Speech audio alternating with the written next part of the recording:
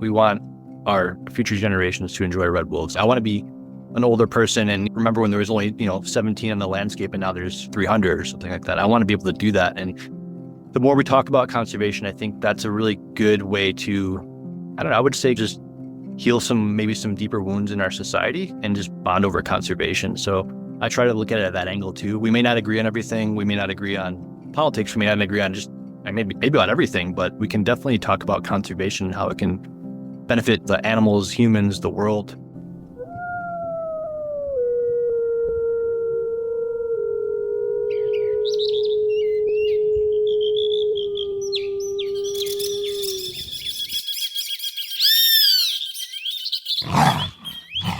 You're listening to the Rewilding Earth Podcast.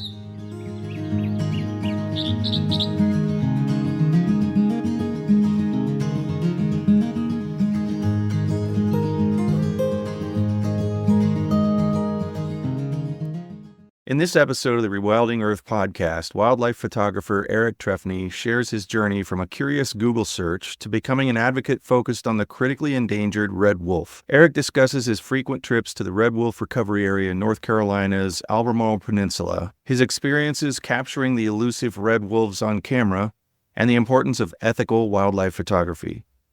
Eric also touches on the need for public awareness, conservation efforts, and ways our community can support red wolf recovery. Eric, thanks for taking the time to be on the Rewilding Earth Podcast. My pleasure. Huge fan. Thanks for having me. I want to know how you came to care about the red wolf issue. Yeah, that's a great question. I think it was just general curiosity, honestly. I live in the D.C., Maryland area and moved here in 2018 and have always been pretty into wildlife. Had gotten recently into wildlife photography around that time. And honestly, I just typed in endangered species near me in Google and I found out about red wolves and I got hooked ever since, honestly. For me to get down to the red wolf recovery area in the Albemarle Peninsula down in North Carolina is about a 5-hour drive, so it's not terrible.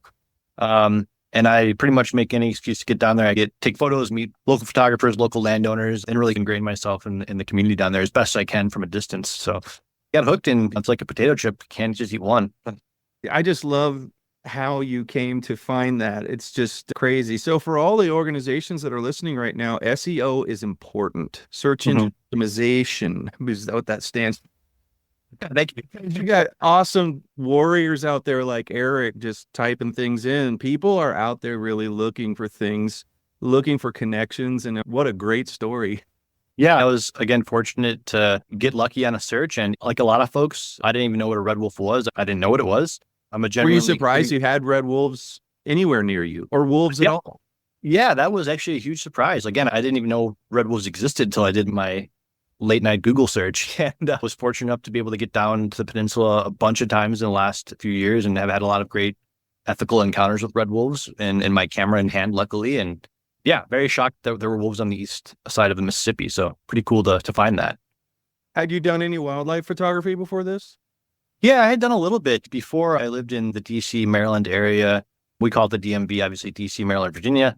I was a Peace Corps volunteer in Senegal. So I had brought a little point and shoot camera with me and started reading about photography while I was in Senegal doing my Peace Corps service and came back and my dad tricked me a little bit. He's like, hey, I got you a birthday gift. It's something I got at a yard sale, but he had actually bought me a brand new DSLR camera. So my first major camera and had been using it ever since and since switched bodies of cameras now and have a little bit more advanced, but that's how I got started and just taking photos of birds and foxes in the DC area is how I got kind of crafted my skills a little bit. It seems to me that red wolves would be taking it up quite a notch in terms of any hope of actually getting to see much of your subject. Yeah, it's a challenge. It took me about 2 years to see my first red wolf. I went down there not really knowing the landscape very much. I didn't even know we had that refuge where the red wolves are staying. For the record, the red wolves are in Alligator River National Wildlife Refuge and Pocosin Lakes National Wildlife Refuge out in North Carolina. So it took a few times to go down there and really understand the lay of the land and get to know folks. And I think it took me, like I said, 2 years. And I got lucky on a very dreary February day. And I think it was 2022 or 2021. And a red wolf just walked pretty much past me. I was sitting still in my car. Cars are really great blinds for photographers. And it walked past me. And I was really fortunate to get a pretty good couple shots. And yeah, been getting more shots ever since then. Once you figure out the patterns, it's a little easier. That is awesome. And if anyone's interested, You can go to rewilding.org/pod and look up this episode. And I'm sure, Eric, maybe if I can coax you into sharing one of your photos, it will be there. Yeah, absolutely. I can share a bunch of photos with you. I'm always happy to do that. How does it feel to be a champion for a species that needs really all hands on deck? I mean, it's a humbling experience, that is for sure. I'm by no means a scientist, nor am I an expert in red wolves. I don't have a biology degree or anything like that. So I want that to be known, but just educating folks from learning from the U.S. Fish and Wildlife and other nonprofits like the Wildland Networks that works with red wolves in that area where they recover. It's just been great to absorb that information. It's been a really fun journey. Obviously, conservation can also a lot of times be tragic too when you hear about preventable mortalities of red wolves that were really doing great work in their recovery area. But you have to keep chugging along. And the more times you talk to folks who don't even know what a red wolf is, and you give them some information and you watch that spark pop up in their eye, you've reached folks and they get curious and they start asking questions and they want to see photos. And I think that's one tool a photographer can do is share information and photos. And then it's upon the next person to do the research themselves and start looking into it themselves. So I've had a blast. I'm very hopeful and optimistic for the red wolves. I think podcasts like yours and your amazing institute are great platforms to continue to spread the word, just like the Mexican gray wolf as well. And just like the gray wolf in the West that also has reestablished itself, I have hope for the red wolf to do the same. What do red wolves need from us? What do we need to do? What do we need to know?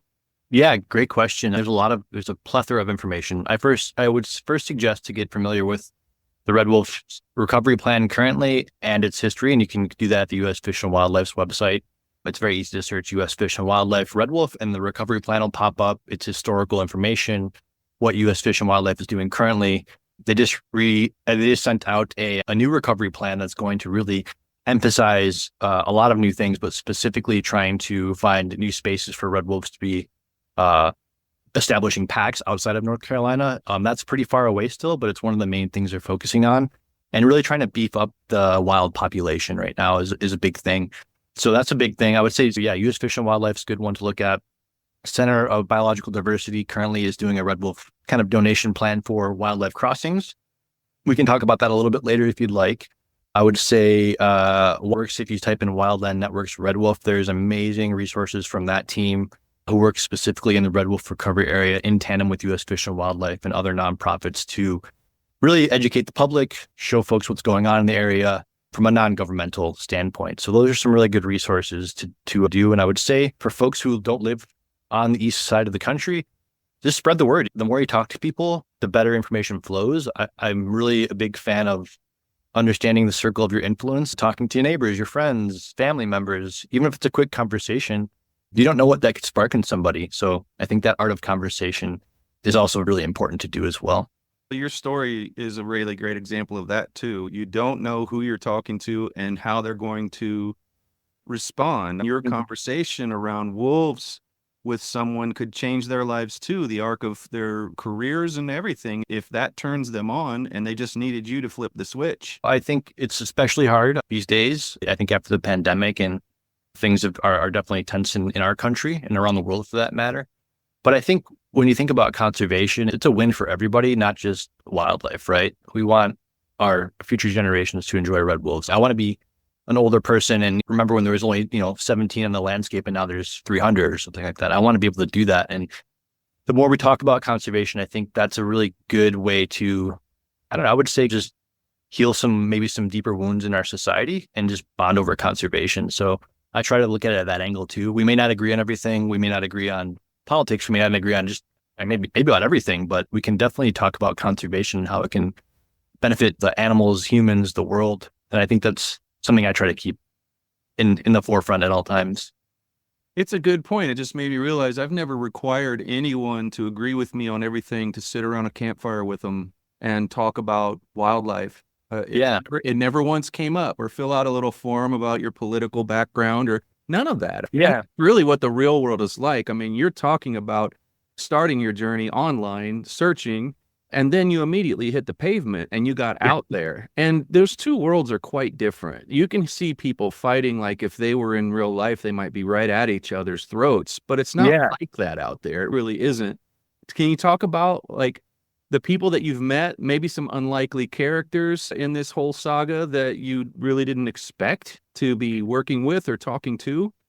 Yeah, that's a great question. And I think a lot of folks I haven't had a chance to really, I was thinking about that the other day, and I've met some local landowners down in North Carolina that I maybe never would have met before had I not just stopped and said hello. Pretty much whenever I'm out on the refuge, I'm stopping people and just saying hi and just chatting them up. So I've connected some folks that way just by saying hello and asking what they're out there taking photos of. You want to talk about anything? What have you seen? It's been also great getting to know some of the biologists at Wildland Networks. They've been really upfront. I never thought I'd be talking to a biologist about a critically endangered wolf. That was pretty fun to do. And then getting to know the U.S. Fish and Wildlife team down there. They're very open. They're very nice, willing to give you information. If they see you at the refuge, they'll stop and say hello and chat with you too. So it's like a plethora of people that I never, back in 2019, would have thought I would have ever talked to before. And now I'm here talking to you, and that's also really cool. Thank you very much. There's also just how you feel out there in the wolf's territory. As few of them as there are, you can probably by now recognize when you're in their territory very easily, and you probably are thinking a little bit more like a wolf than you used to as well. What's that been like for you?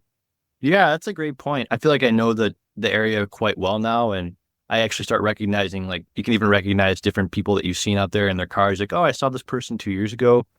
But more on thinking as a wolf, I would say you just start understanding the lay of the land, what wolves do, where they go, what they're looking to eat, where they like to bed down. Mind you, keeping a respectful distance to not harass or habituate them is really important as well. So yeah, I think the more you're out there, the more you're like looking down at the ground, looking for scat, looking for wolf tracks, maybe some bones, some hair. And if you look, you do see it. You just have to look. So I found that to be interesting. And I have a few photography friends, and we call dusk and dawn wolf hour. And we never want to miss a wolf hour when we're down there. Even if we've driven like halfway across the country, we want to get out there at 4:30 in the morning or half hour before sunrise and really think about where you would be if you're a wolf and make sure you get that. If you can get a photo, that's great. And if you just see one from a distance, equally as cool. Wherever you're listening to this podcast, please be sure to visit rewilding.org/pod and check out episode 128's extra credit section on taking action for the red wolf. This is a time-sensitive issue, and the wolves could use your help in securing wildlife crossings in their current range. A simple share or donation goes a very long way to securing desperately needed crossings for the most endangered canines on the planet. Thank you so much for your help. You're not looking for a 17 wolf pack in the middle of Lamar Valley in Yellowstone or something. Yeah. But it's not that easy when it's not red wolves. Yeah, it's not. I think it's also important to understand what the wolves are eating out there. They are definitely not the same as like your gray wolf or a bigger predator like that. They tend to be eating like voles and mice and things like that just to supplement their diets throughout the year. Everyone thinks that a wolf pack is chasing down a big deer and taking them down, and that's usually not the case. Red wolves tend to be, like I said, eating small rodents or scavenging, which is a major issue for roadkill as well. But yeah, make sure thinking about those things a little bit in that manner. And you've mentioned a couple of times here, and I think it's really important to bring up the ethical way of doing photography, lest anyone go, hey man, I'm just going to go load up a camera and just go run around in this very sensitive and small and vital territory. Can you tell everybody what that means and how to be respectful in photography of wildlife? Yeah, there's definitely a hard and fast rule that you're supposed to be within at least 100 yards away from a red wolf or endangered species, but specifically aimed at the red wolf. Obviously not like chasing a wolf down if you see one or driving fast to try to catch up with a wolf to get a photo of it.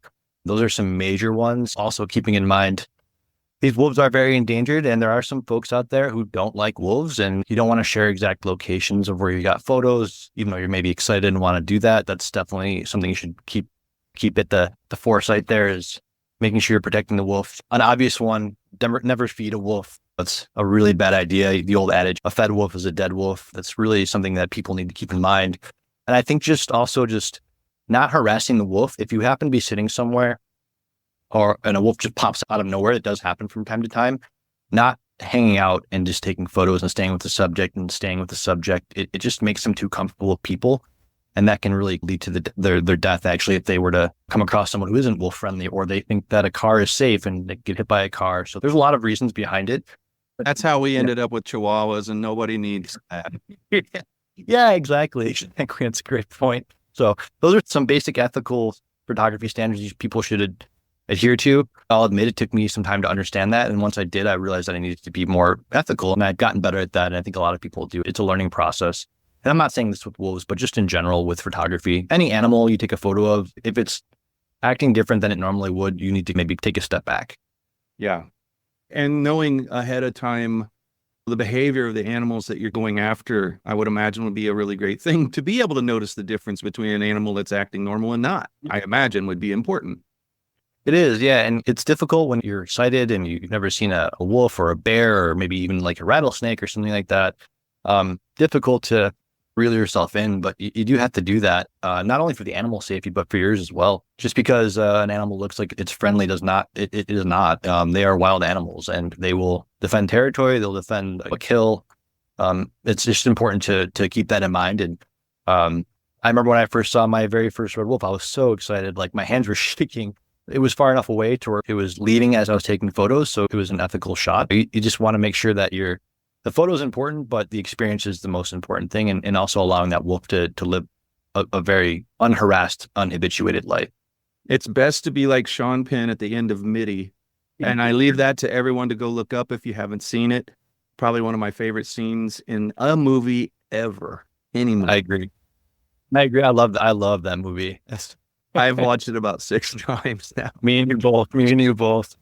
And also a big Jose Gonzalez fan. If anybody has not heard his music, it's the soundtrack of Mitty, and that's where I discovered it. And you guys will love that. It will enhance your drives to wolf territory. I guarantee it. Hey, maybe you'll get Sean Penn or Ben Stiller on your podcast next. Yeah.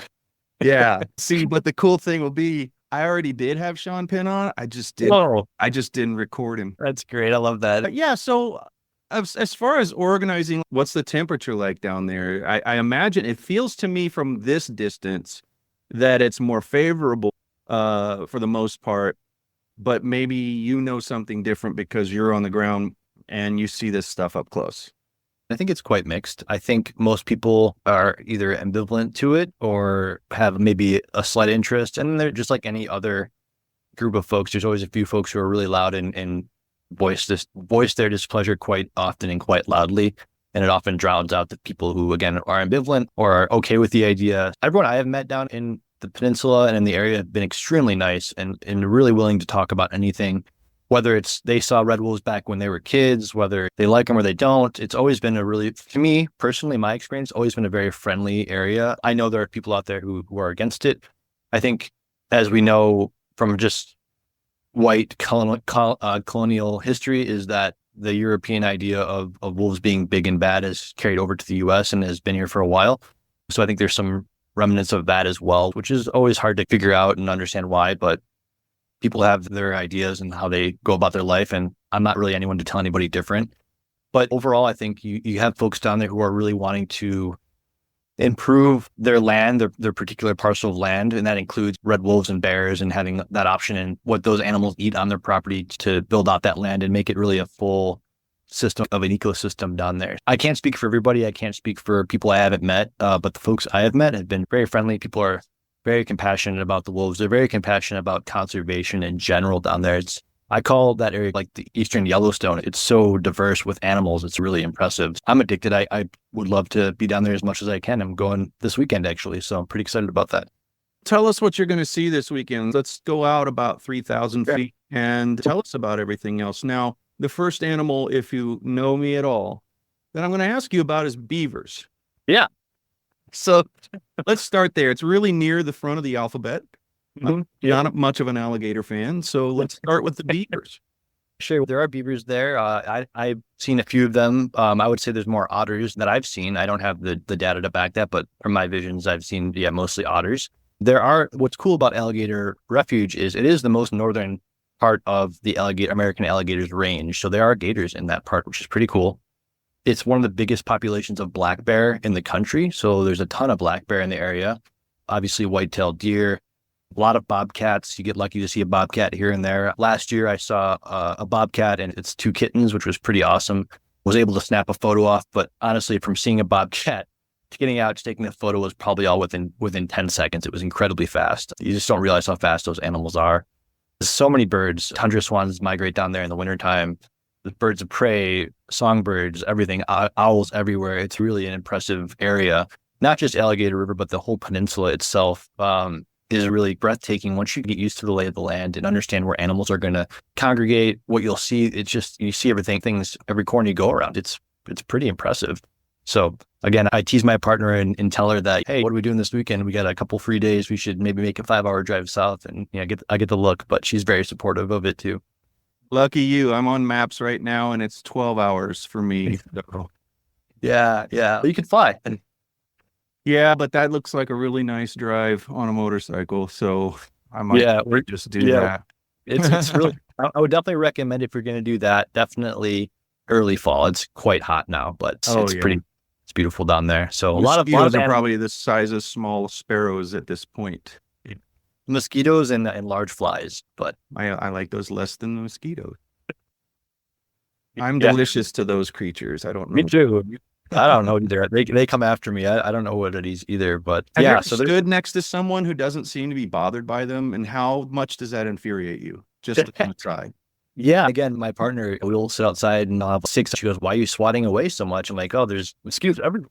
And for her, she's fine. I'm like, "Great. I'm glad I'm deflecting this for you. I'll carry this burden." Yeah.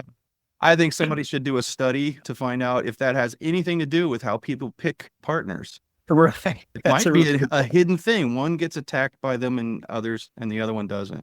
Yeah, like an evolutionary trait we didn't know we had. Wow. Yeah, it's a really cool thing to have a place. Are there any other places like that for you that you go and you're just really looking for the good shot or the good feeling or the good feeling and the good shot?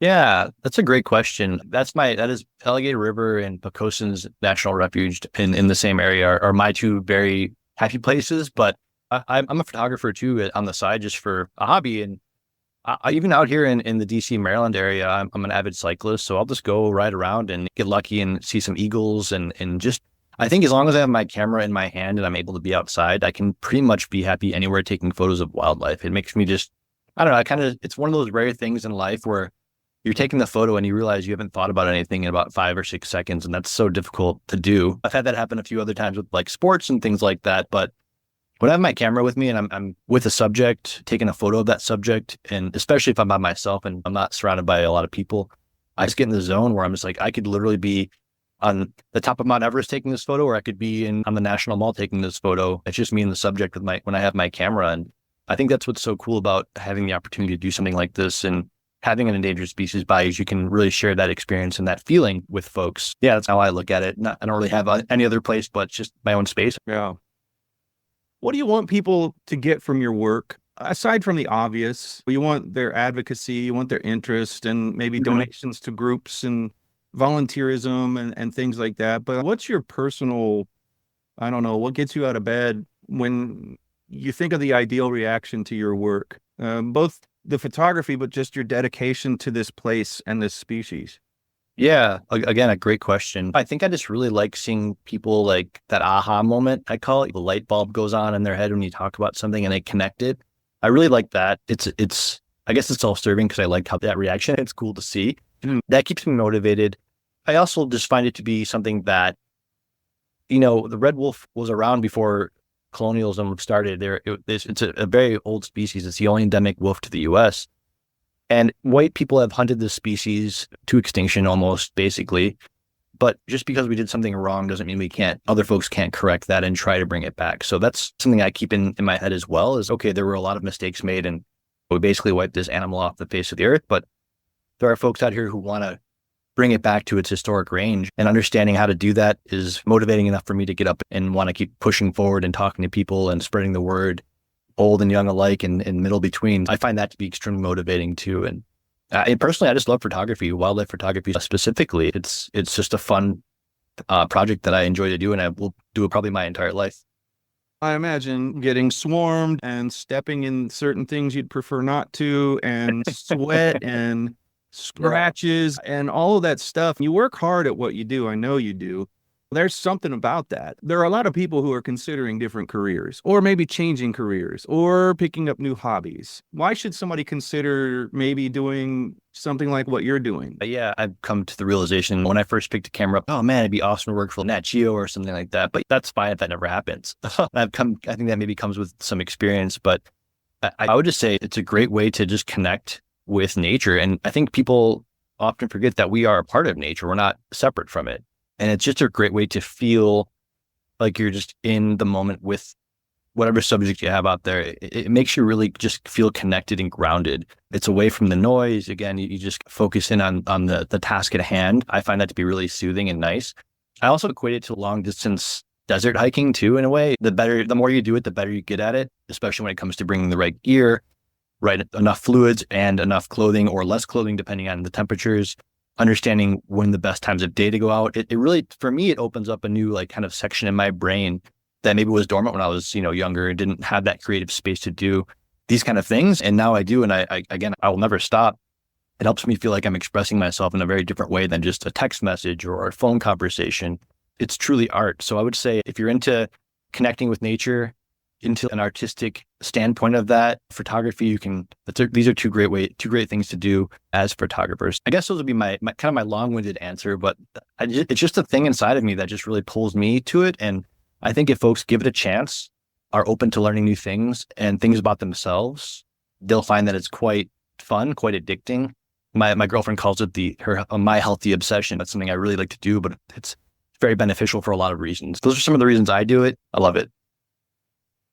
You've been very generous with your spreading the love with Center for Biodiversity and Fish and Wildlife Resources, Wildlands Network. But what about you? Where can people find you? Yeah, I think that you can definitely look at my Instagram. It's my first last name. Great spot to see my photography. People can always message me on Instagram. Happy to do that. I wrote a blog post for your institute, so my blog post is on there as well. And then happy to share out any information via that way. A lot of different ways. Happy to connect via email too if people have more questions about red wolves or want to know how they can get involved or who they should contact to see who might have some more influence on preserving this incredible species. All right. For those of you who are looking for a red wolf connection, I hooked you up today.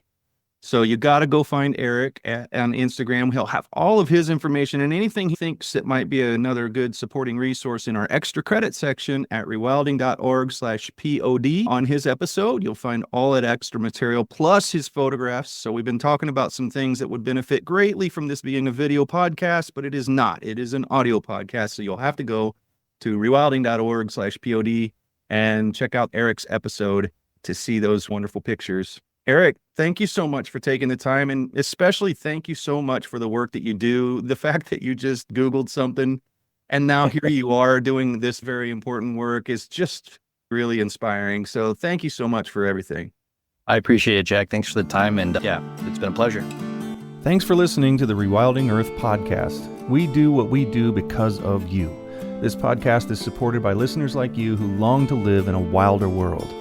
Please consider donating at rewilding.org and subscribe to our weekly news and article digest while you're there. To go the extra mile, you can follow and share Rewilding Earth on Instagram, Facebook, and Twitter. Bonus points for sharing this podcast with your friends. To listen to past episodes, go to rewilding.org/pod. That's rewilding.org/pod.